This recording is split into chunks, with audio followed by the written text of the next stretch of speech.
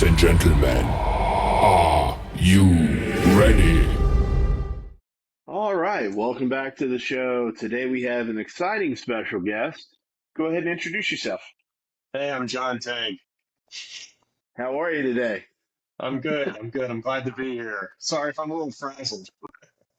Oh, you're good. Thank you for joining the show. No problem. Um, can you tell me a little bit about yourself and how you got into acting? Yeah, sure. Well, I used to be in rock and roll bands to start off before I became an actor. So I had a little experience, on stage doing that kind of thing. When I got to college, I I didn't have a major declared. I went to High Point University in North Carolina, and they had a really nice student program there that I got involved with, and it kind of took off from there. That's pretty much how I started acting. Very cool. So, Yeah. as far as becoming an actor, what was the process like? And did you find it somewhat difficult, or was it, did it come easy to you? Oh, it's not easy at all. At first, when you're young, in your early 20s, you feel like you can take on the world, and that's pretty much, what I did. When I graduated from college, I moved to New York City, and that's pretty much where I got most of my training, like my real training, and started booking lots of work in New York. I did a lot of independent films, lots of commercials, lots of theater, um, promos, industrial films, like all the little things that you do when you start off as an actor to help build your resume and also to help get experience on set. Uh, Starting off in commercials and that kind of thing was a great experience because I learned how to work in front of a camera doing, that kind of stuff. Even like industrial films and things like that. I still was, learning and like a sponge trying to take it all in. But as far as it coming easy, uh, unfortunately, in this business, unless you're somebody like Chris Hemsworth, nothing comes easy. You know, Right. I think he was in Well, Hollywood for like a week, and he got snatched up and became a star. right. Yeah. Yeah, I mean, I from what I've seen, just watching some of the like behind the scenes stuff that you find on shows and movies and things like that, it looks like even though the process can be long, that, it looks like everybody tries to have a lot of fun when they're on set to make it not as difficult. Well, I wish I could say that was true. With some of the things that I've been involved with. Yeah, I mean, yeah, a lot of times, the set. First of all, the sets are it's a professional setting. It's there's a lot of stress involved. Everybody has a job to do. You know, um, Actors when they come on set, the last thing you want is to feel uncomfortable when you come on set. So, like a lot of the production guys, they do a great job of bringing you on set and making you feel comfortable and taking care of you, so that you can give the best performance that you can give. Uh, Sometimes it's not like that. Sometimes it's absolute chaos. Fortunately for me, most of the stuff that I've been involved with has always been really, really professional and really good. But I'd be lying if I said that I haven't experienced some of the negativity and the horribleness of Hollywood. Right. But yeah, it's I would say for the most part, most production they want you to feel very comfortable when you come on set because they want to get a great performance from the actor. Yeah, and that's totally understandable. As far as um, doing some of the, oh man, I done lost my train of thought. Sorry. That's all right. Doing some of the screen testing, as far as auditioning. Um, I've heard from some people that you can audition, 15, 20 times, maybe more before you actually land the part. Yes, I mean that does happen. I think actors that are at a higher level can go through that a little bit more than guys kind of where I am. Um, I like to think of myself as a working class actor.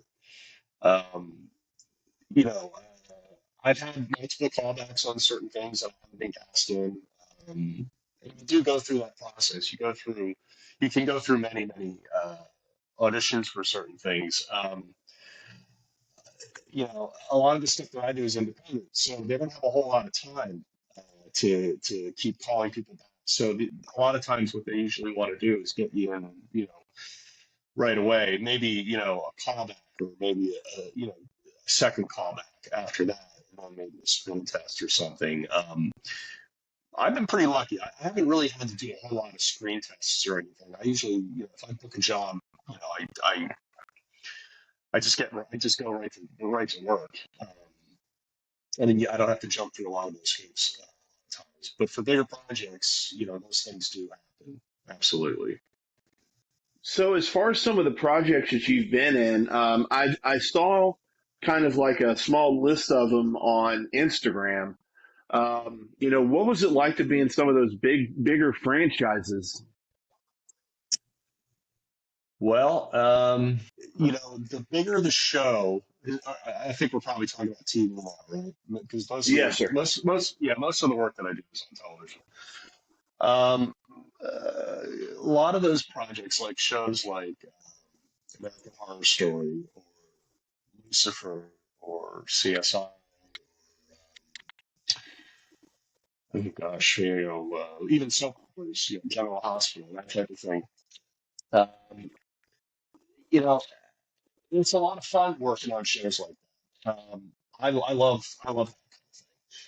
uh, there is some, you do feel the weight of the franchise a little bit behind you or on you when you're doing a show like that, because you want to make sure that you fit into that world. You don't want to come in and try to, there's an expression that they use in Hollywood a lot called "Don't change the drapes." You know, Stick to the plan, stay in the vibe or the mood or the feeling of the show. And so, yeah, you got to do research on what those shows are like, and you want to come in and you want to make sure that you feel like you fit in that world. Um, and luckily for me, I feel like I've done that. Hope, at least I hope that's how it comes across. Um, but yeah, sometimes working on those shows can be challenging, and it can be a bit of a you can feel the pressure working on a big show like that. But then the reward is fantastic. You get in touch with a lot of the fan base, and they're super cool, and and the pay's okay. It's not great. We were on strike for most of last year. Hmm. Because of wages and other things like that. So being on some of those shows and doing that work, um, it's fun, but it's a job. It's work. People are counting on you to come in and do your job. And I think most actors, uh, or at least most professional actors, will tell you the same thing. You got to come in prepared. You got to come in ready to go. There's no time for messing around. Um, it's all about being a pro, really. Yeah, and some of the stuff that I've seen you in, like I've seen you in Lucifer. Hmm. I saw you in CSI. I did some research before this, and Good. the episodes that you were in were really good. I mean, and those shows Thanks. in general, are usually decent, but I find that when you're able to kind of get with a character and they grab you by the emotions and just take you for a ride, that it's a better experience all around. Yeah. I mean, even the smaller parts, that I do, I try to bring a little bit of that into it. I try to, the last thing I want to do is ever phone a performance in. I try to give it everything I got, when I'm working, and because you want to come back if they ever want to have you back, unless you get killed in the episode, which has happened to me a couple times. But that's all right. I guess I'm somebody that people want to kill on screen a lot. I don't know why, but that does happen. Yeah, some of those shows are a lot of fun to work on. They are, especially like Lucifer was a great show to work on. That whole cast and crew were fantastic, and the production team was really great, and the fans of that show were and still are, just really great people that have been in touch with me over the years and have helped me, a little bit here and there, like get my name out a little bit, and it's really nice. Yeah, and see, that's very cool. I've always heard that, like you said, when you go in and you're professional and you go in and do the best you can do, that, eventually you're going to find people that are like-minded and kind of help you along the way. Yeah.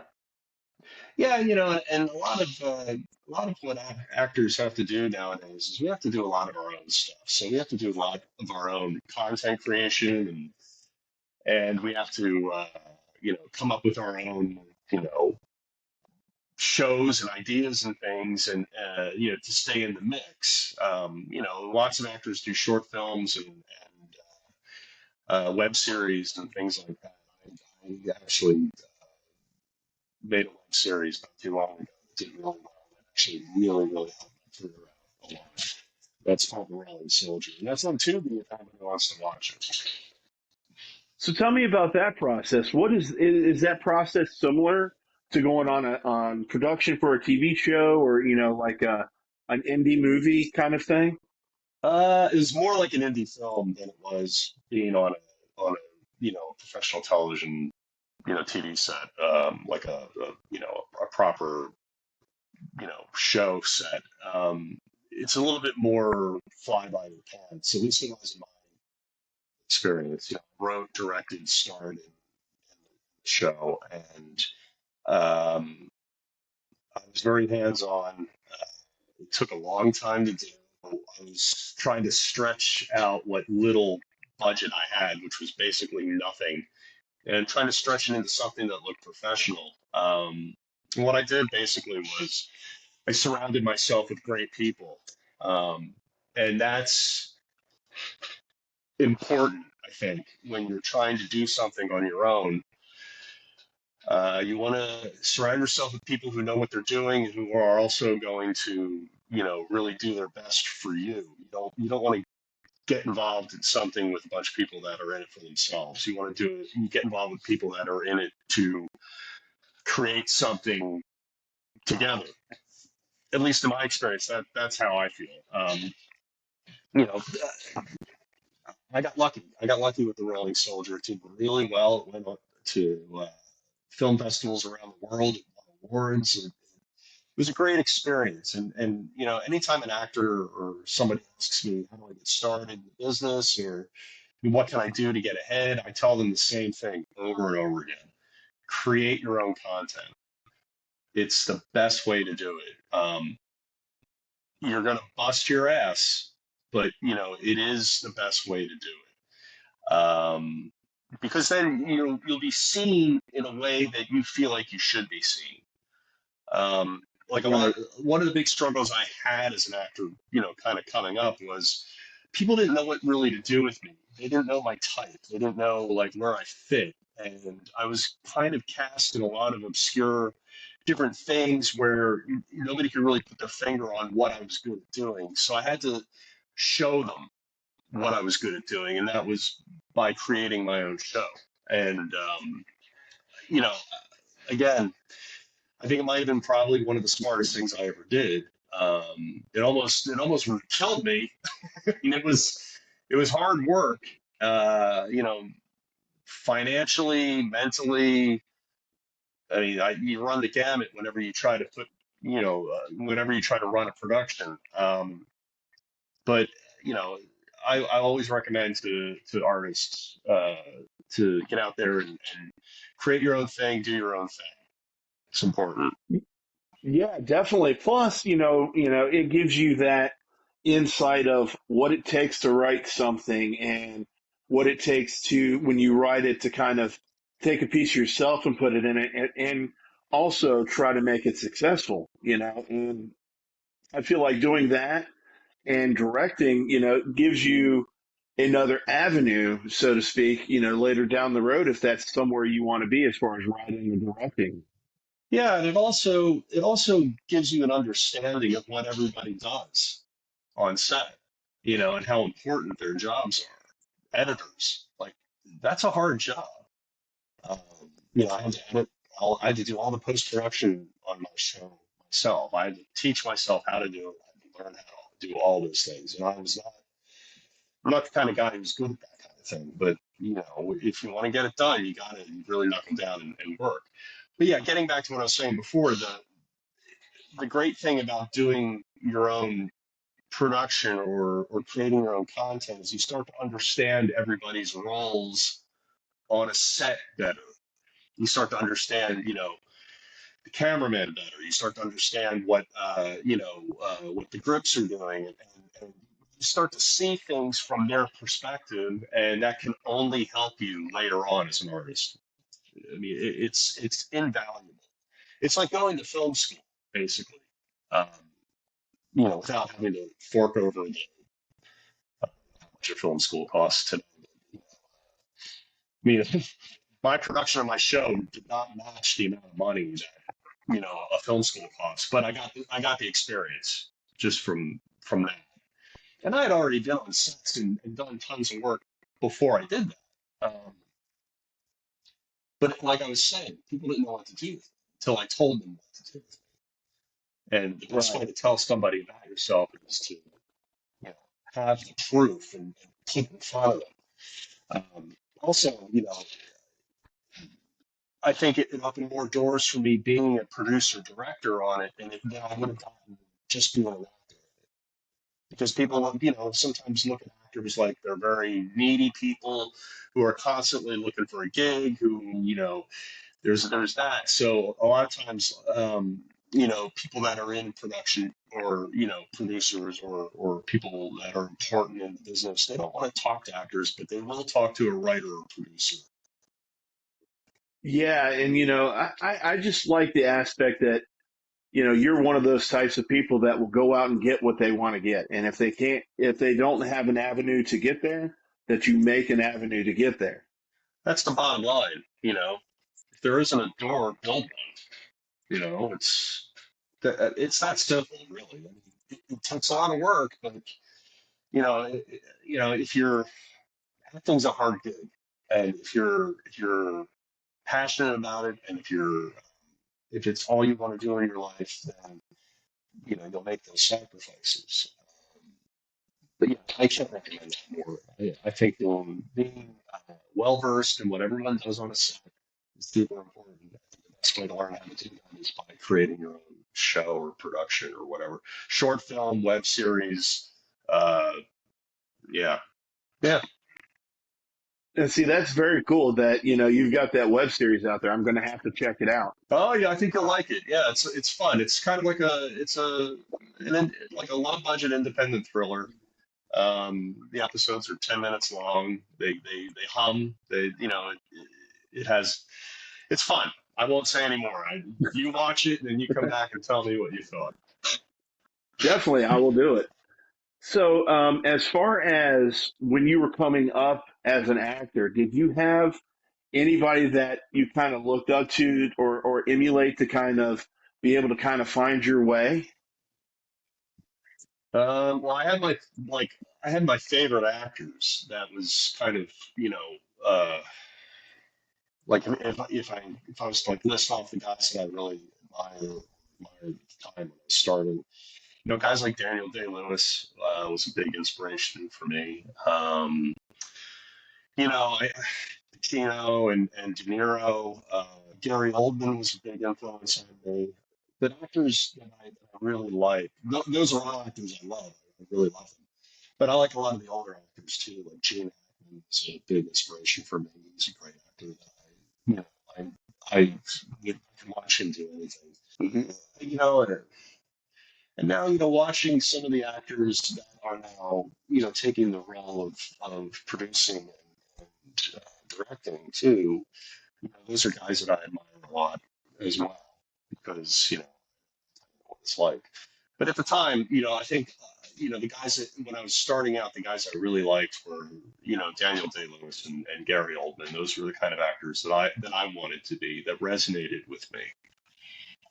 Yeah, and that's very cool. They're really really great at their craft, and Yeah.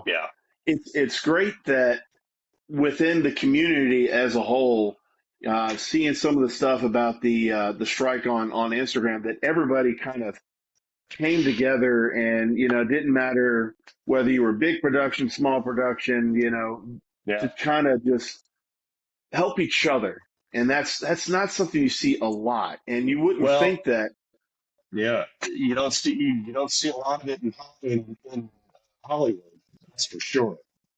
Um, and the fact that the Screen Actors Guild and the Writers Guild were able to rally everybody and put our differences aside, there's a lot of infighting in the unions and all that too. So, but then we were all able to put all that aside and strike for what's fair. I mean, all we wanted was to be paid fairly. Um, a lot of us live off what are called residuals, and that's money that we get each time a show airs or a film that we're in airs. And, you know, back in the day, like back in the 90s and maybe, the late 80s, you could make a lot of money with residuals, especially with things like commercials. But they have started to chip away at that, and the big studios and big corporations and advertisers and whatever, they started kind of taking advantage of the actors and the writers, and we had enough. And it was a great experience. I was out on the line. I was out on the picket line a lot. I tried to get out there at least once a week, sometimes twice, because it was important. Uh, you know, and what people tend to forget with with things like what a strike does. Not only are the people that are working in production and the actors out of a job while the strike is going on, but it affects everything peripherally that is around the business. That affects restaurants and caterers and all kinds of other businesses that are somewhat connected to Hollywood or to whatever city, or New York or whatever, Vancouver. It affects their bottom line, and we hated the fact that so many people were out of work. But if we didn't fight for what we thought was right, um, we'd be still getting taken advantage of, and that's just not a good way to live. It's not a good way to sustain a business, and nobody's happy in that situation. Yeah, and it's just like in anything, if you're not able to at least make a comfortable living, it Yeah, makes it harder to get up every morning and go to do the job that you love doing. right.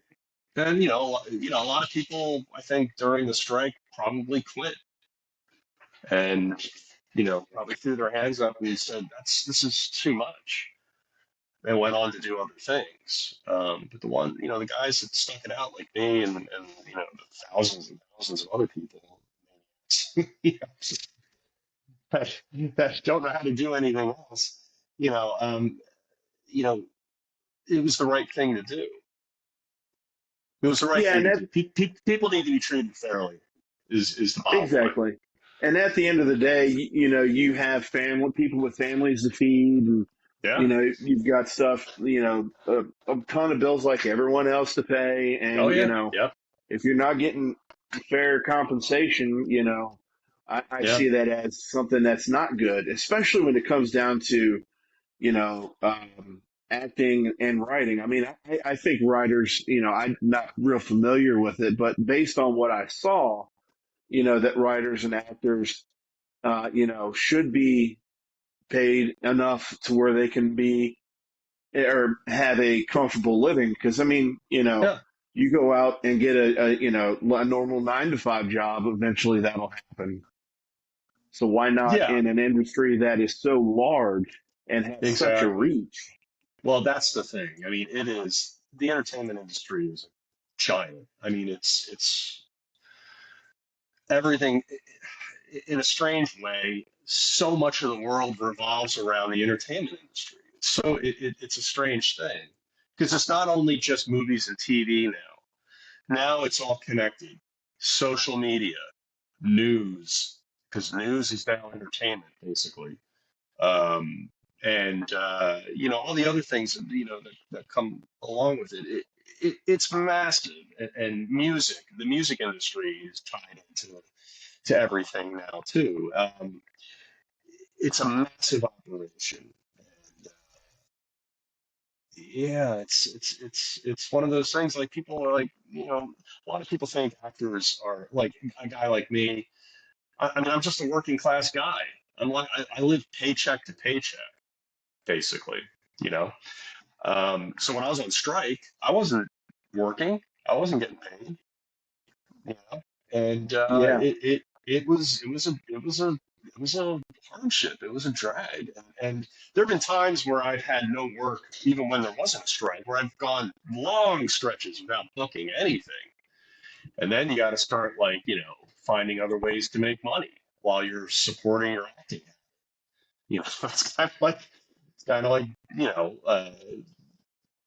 Like being a drug addict in some ways, where you got to find a way to support the habit.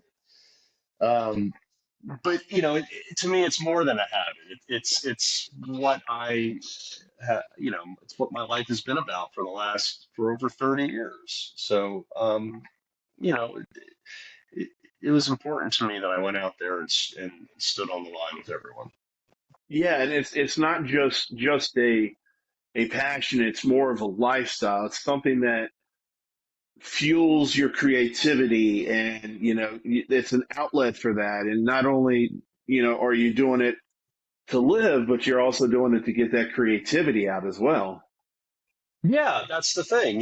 Like we're creative people. We want to express ourselves creatively, and it's unfortunate that um, acting, being an actor, is the only art form that you have to be invited to participate. You know what I mean? Yeah, yeah. I mean, And anybody can paint, anybody can write, anybody can pick up a guitar or whatever, but an actor has to audition for the part. You have to be invited into it. And I think that scares off a lot of actors and a lot of people. And what I try to do is, even when I'm not working, if I'm auditioning, I'm constantly auditioning, I think of that as the job. I try to make that the thing that makes me creatively fulfilled. Um, yeah, it's hard. It's hard staying creatively fulfilled when it's an industry that you have to be invited to work in.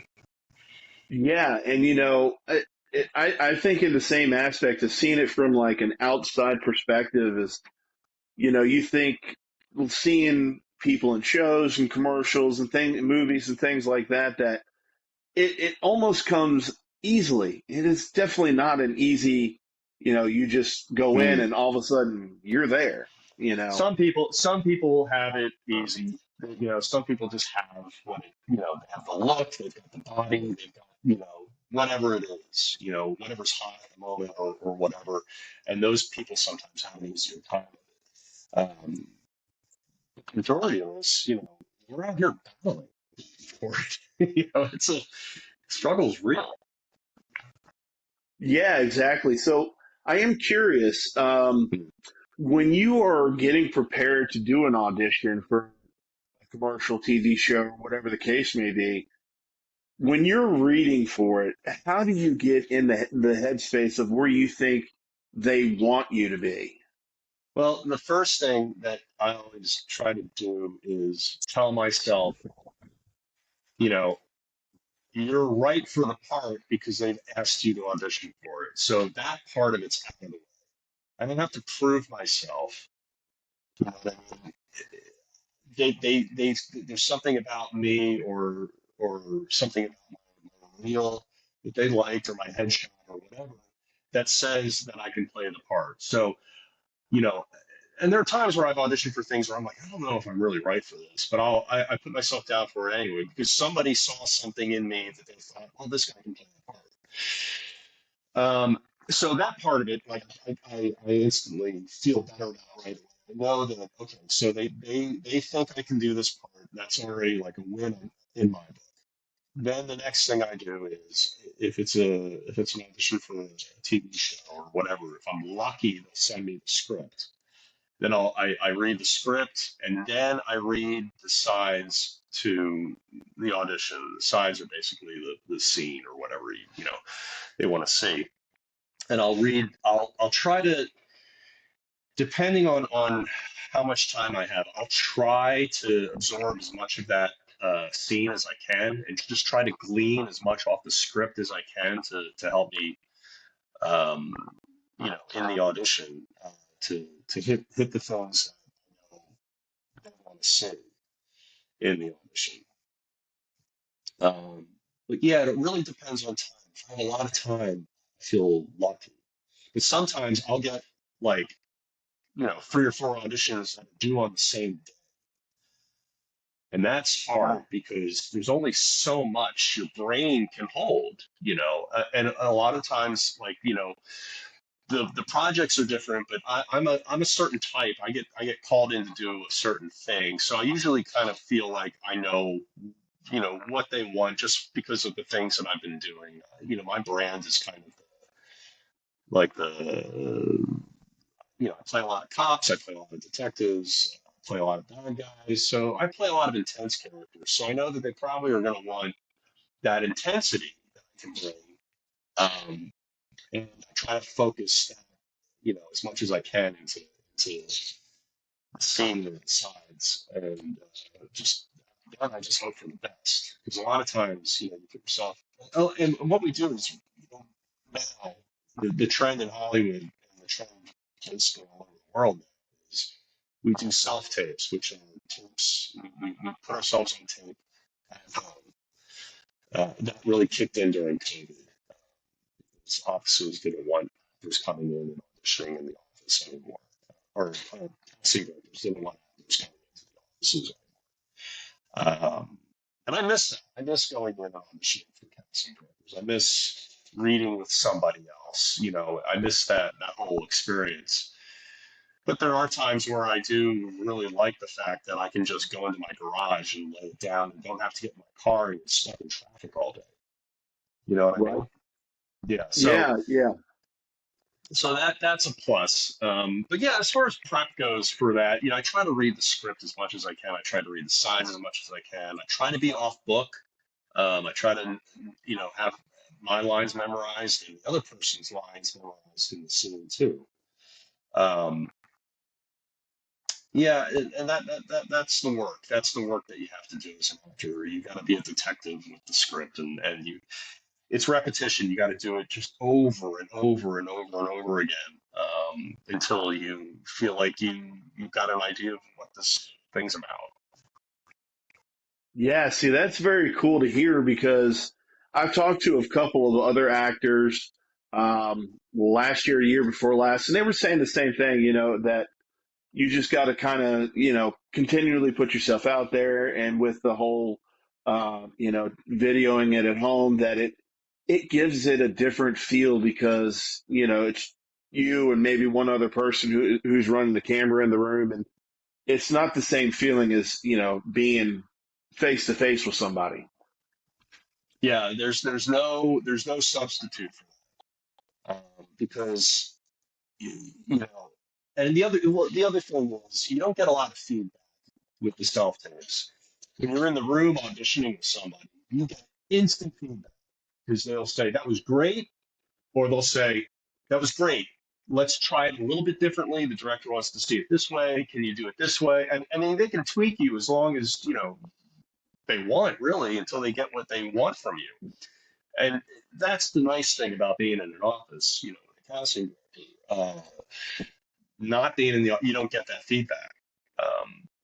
Doing it on your own, self tapes, you're literally putting what you think is your best look and your best take forward, sending it off, and really hoping for the best. That's basically what being a working actor is right now. And it'll change probably. Things might change, but I think the self tape thing is going to be here for a while. Yeah, yeah. So what's next for you? What do you have coming up? To be honest, I have nothing happening at the moment. Oh, I've because the strike that you know the strike screwed up the whole year basically. So now, hopefully, now that the strike's over and that the new year is kicking in, once everybody gets back from Christmas vacation and all that, the auditions will start rolling in and we'll start getting back to the work, back to work the way it used to be. But I've got a couple things that I'm attached to that haven't gotten the full green light yet. okay. And I'm waiting, and I'm hoping that that'll happen. I shot a bunch of things right up before the strike that aren't complete yet, that hopefully will be done soon. I'll be able to kind of, push some of those out. Those are mostly independent things. Yeah, I'm really hoping that something gives, and I hit the big one this year. Or I might end up having to, create something on my own and do that and go that route again, which I don't mind doing. It's just it takes time and money, and those things can be short and hard to come by. Yeah, it sounds like, over the years you've still kept in love with the with acting, and that's, something that you really enjoy doing. When you hear you talk about it, you can definitely get the sense that there's nothing else in the world you'd rather be doing than what you're doing Oh, right now, even as difficult yeah. as it is. Yeah, no, there is nothing else that would. I love it. I love it. From the first moment I set foot on a stage, I knew that this was for me. I felt like I was in my in my world. I felt like the people that are in that world are kind of like in my tribe. I was never good at working in offices or um, restaurants or any of that kind of thing. I'm just not built for that kind of thing. Um, I guess I'm a glutton for punishment. I like I like working in showbiz. Hey, but I look at it like this. It's a creative expression. It's a craft that not everybody can do, and it's like being an auto mechanic or a painter. Yeah, Not it's a anybody can it's just do it's a it. technical job. There's technique involved, and there's a lot of learning involved, and um, you know what you said earlier. Not everyone can do it. I go back and forth on that a lot. I think a lot of people are born with it, and I also think a lot of people can persevere by learning and just like figuring it out. Like there's tons of terrible actors working all the time, and it's because they figured it out for themselves. You know what I mean?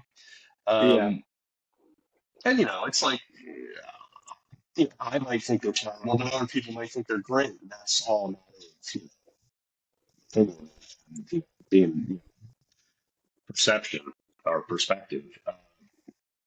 I Yeah, I mean, I think you can learn how to do it. I think you just have to put the time in. Yeah, and that that's the big thing is when you find something you want to do, just put your head down, see the goal, and keep going. Yeah, yeah. And I Honestly, really, you got to put the I was, blinders on.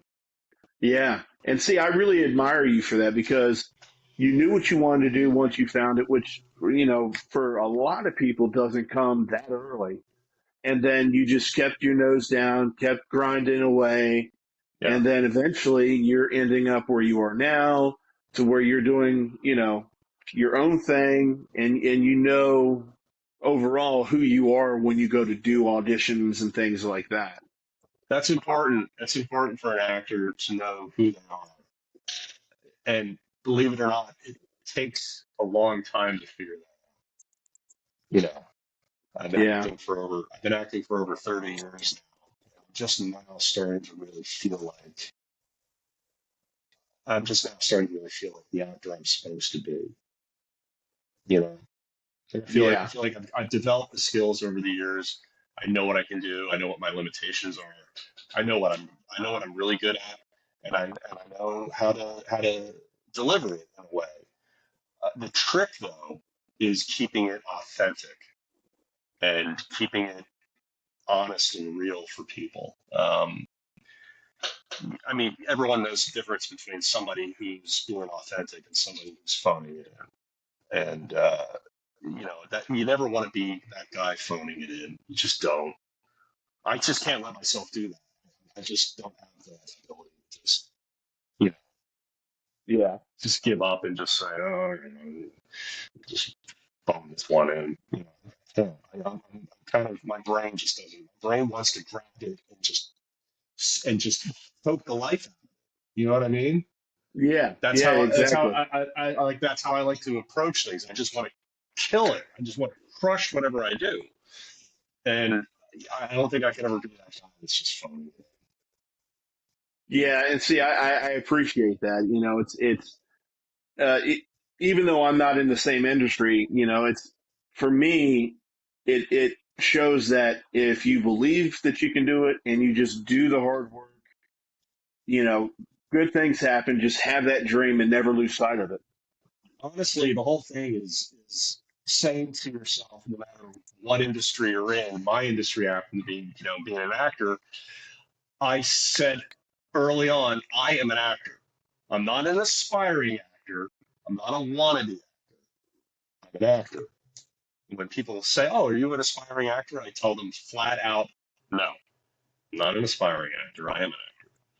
And I think if you put you put that behind anything that you want to do, like being a plumber, like I think being a plumber is an awesome job. You get to set your own hours. You get to just charge people whatever you want. Mm. It's a great gig, you know. Um, those guys aren't saying I'm an aspiring plumber. You know what I mean? Right? So I Yeah, I think mean, I think if you want to you're do not something wrong. in your if you want to do something in your life, own it right off the bat. Like if you want to be an artist, if you want to be a baseball player, or I don't know, scuba diver.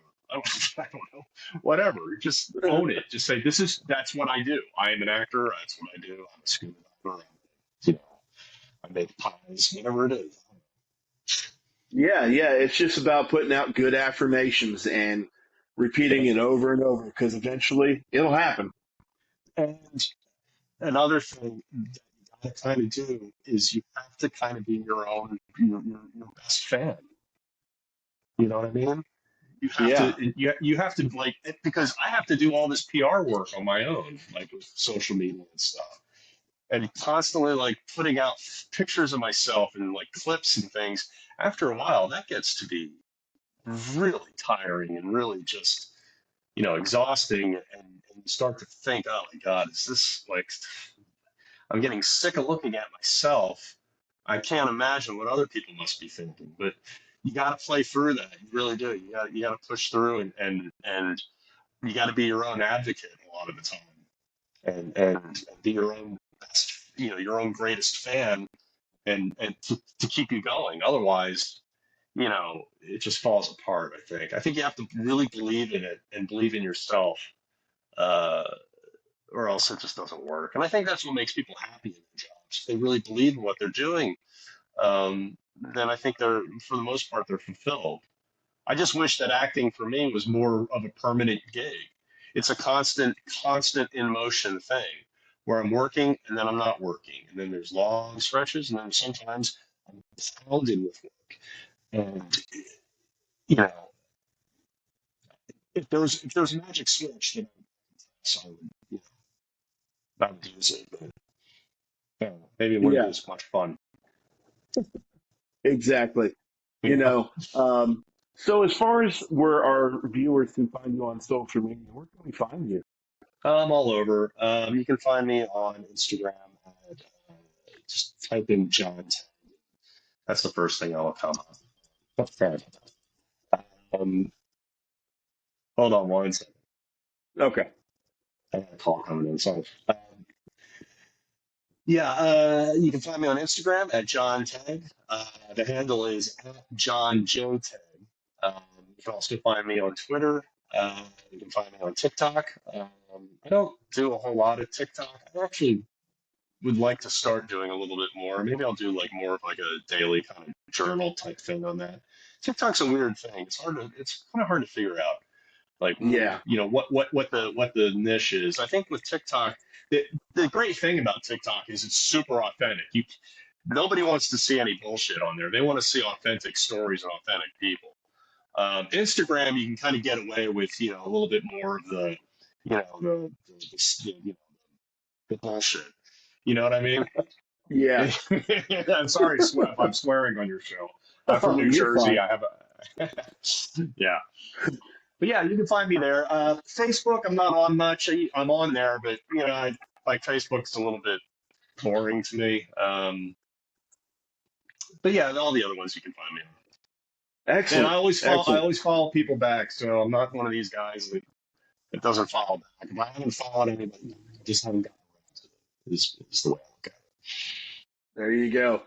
Well, listen, John, I appreciate you taking time out of your schedule to chat with me. it. It's No been a lot problem. of fun. I'd love Yeah, to do it again at some point. sure, anytime. And, I wish you the best. I mean, it sounds like you've got the goals set of where you want to be. And, that's the best thing about, being your own advocate is you can see the path you want to be on. And it sounds like to me that you're on that path, which is great. Thanks, man. And, Thank you. I really appreciate it again. It's been such an honor to have you.